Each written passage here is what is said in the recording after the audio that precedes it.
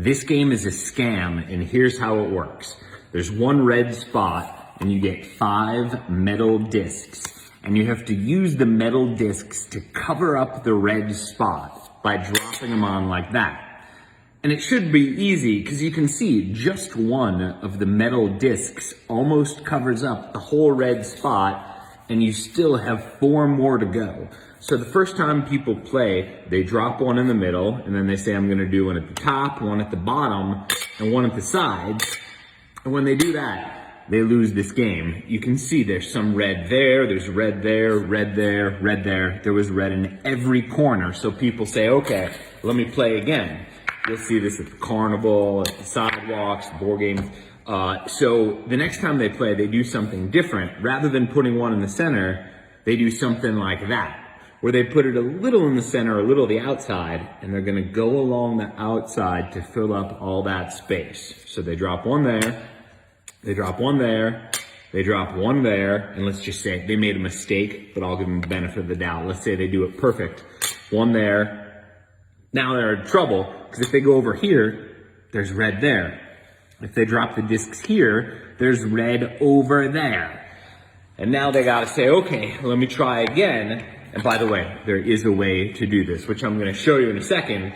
But the next time people play, they do something a little different, where they go more toward the outside, where they're just trying to cover up maybe more towards the middle, and that leaves a spot in the middle. And people will play this again and again, trying to win a prize, and they will lose all their money, because even though it looks very simple, this thing is so hard to do. And I'm gonna try to show you right now the only right way to do this. So if you ever see this game being played, you can walk up to the game and you can win the game. It's very hard to do though.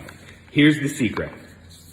You hold one of the discs by the diameter. When I say diameter, it's really gotta be the diameter where you're holding the exact top and the bottom of it. You can't be holding off to one side or the other side, because the first move in this game is lining up the farthest points on the metal disc, the diameter, to 2 different points on the red circle.